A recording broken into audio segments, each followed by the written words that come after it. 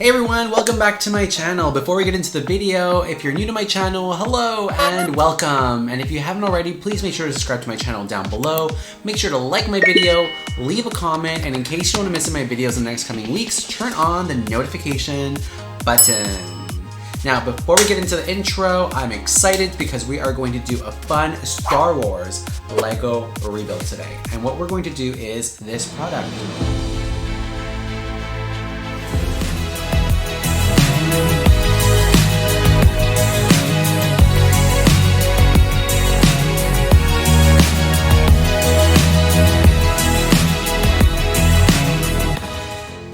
Alright, welcome back. So today I'm going to do a very fun, exciting Lego project, which is getting a Lego Star Wars product and building it up. I've seen a couple of these on YouTube and I thought, why not do that?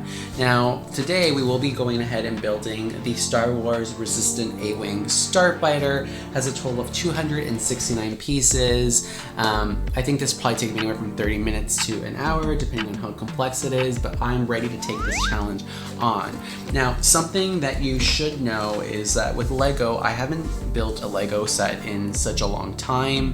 The last time I actually bought a Lego set was when I was a kid. I remember my parents would take both me and my sister to the Toys R Us and ask us to pick out a toy, specifically when it was our birthdays. And I would always go for Lego. It was fun, I can play with it, I can change it up once I got bored making the build. But I remember buying I think it was an R2-D2 Storm Mind set, if I'm not mistaken, or Mastermind set, where it involved Lego and some kind of, I don't know, like some kind of little computer thing that you plug into all the Lego, kind of like Lego Technic, if I'm not mistaken, looking online, and it pretty much made the whole R2-D2 move and walk, and you can program it. So it was very, very cool. And recently going into, I think it was a Walmart, I walked across this Lego section that they had there, and I thought, this is really cool. They have like so much selection for Star Wars, different things. Now, I know that of course Lego partners up with different types of, like for example, companies to do collaborations or movies or whatever it may be. So whether that is like Batman, whether that's like a special edition version of like Harry Potter and Hogwarts, to Star Wars, to Disney, they have done such a really good job with collaborating and working cross-functionally with all these other companies to ensure that they last a very long time, clearly. But also, the charm of it is very cool. Like me, myself, I recently, as I mentioned to you, got into Lego. So some of the Legos that I have collected over time would be something like this, for example. This looks pretty cool to me. It is a Black Ace TIE Interceptor. I also have already had this for quite a long time. I haven't built it yet, but a Lego WALL-E. I love WALL-E. I thought this was really cool looking, so I bought it. Haven't built it yet. And then recently I picked up this Anakin's Pod Racer 20th anniversary version. Again, talking about Lego, trying to be relevant today. This original set actually, because this is a remake of the original that came out in 1999. They had come out with a Lego version of it back at that time, and they wanted to give it a little bit of a revamp, so they made this product, which I thought was very cool. I remember seeing this movie in the theater when it first came out. But also it comes with these collectible minifigures special edition of the original remake of what you would have got in 1999 for the minifigures. So I thought that was really cool and a good incentive of saying, hey, keep shopping Lego and collect all of them. So again, Lego is something that's re-sparked an interest in mine. I'm excited to put together this Lego together, and I can't wait to see how long it took me, if the end result looks exactly the same. It looks like it has some kind of shooting mechanism, so I'm excited to really take this on. And please share in the comments down below, what is your most challenging Lego you've done, or maybe what would you like to see me build here on my channel. Anyways, without any further ado, let's get right into it and let's put this together. Here we go. Alright, so I'm going to take an attempt to assemble this from scratch, the Lego Star Wars Resistance A-Wing Starfighter. So, here we go!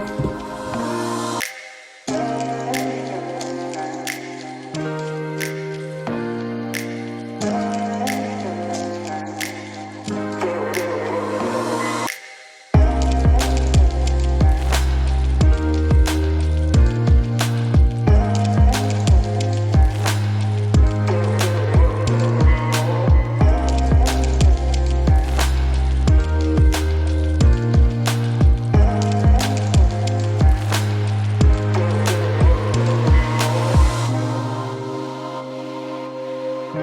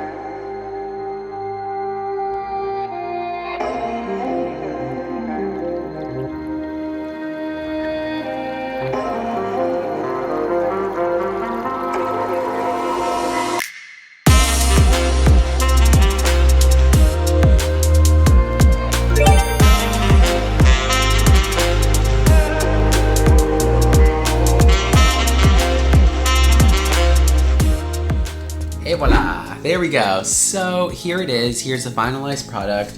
The minifigures are here on the side. We got two individuals listed here. We have Snap Wexley, yeah, probably said that wrong, but that's him. And then for the female here, her name is, does it say? Come on now, is she on here? Oh, come on. They didn't even list her name, that's not good. If she's gonna be in the box, they gotta list her somewhere. Oh, here it is, on the back of the box. Get it together, Henry. Okay, here we have Lieutenant Connix. Very cool.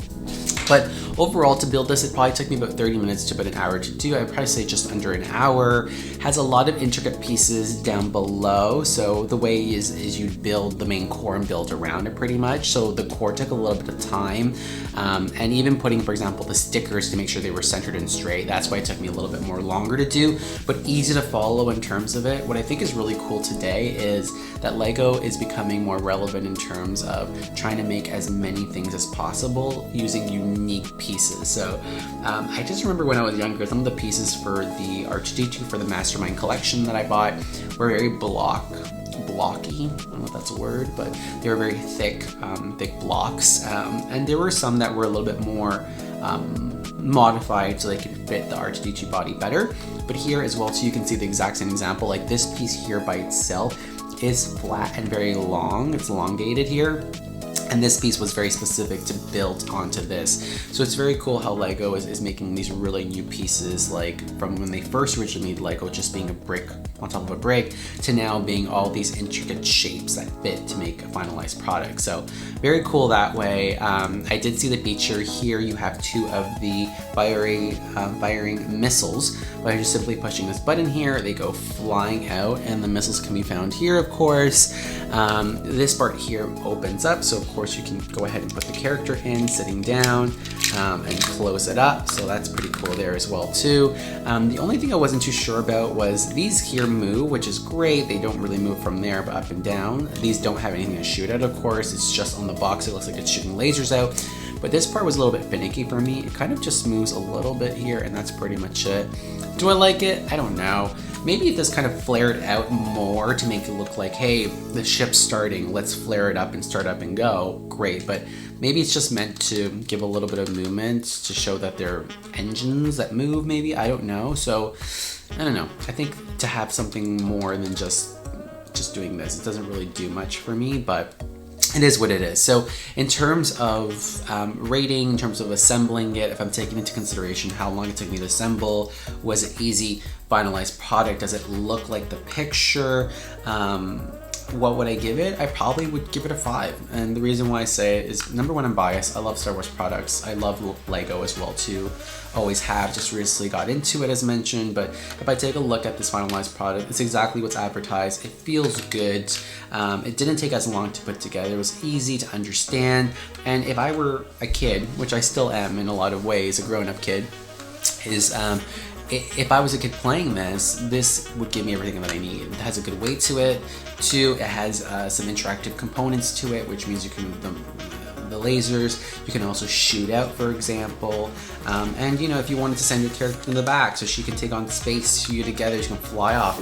Very cool. So I think I'd give this a 5 altogether. I'm excited to see you know, what other sets I'll go ahead and open up. If I can give one recommendation, if Lego's already going ahead and doing, you know, all these collaborations and really trying to revamp, you know, what their style of Lego blocks look like and make it more modern and, you know, revamp that look, it'd be kind of cool if some of these Legos came with like light features. Now, maybe there is, maybe I'm wrong, and correct me if I am wrong, but it'd be cool to see that, you know, some of the Legos light up, or let's say there's lights that come to the bottom.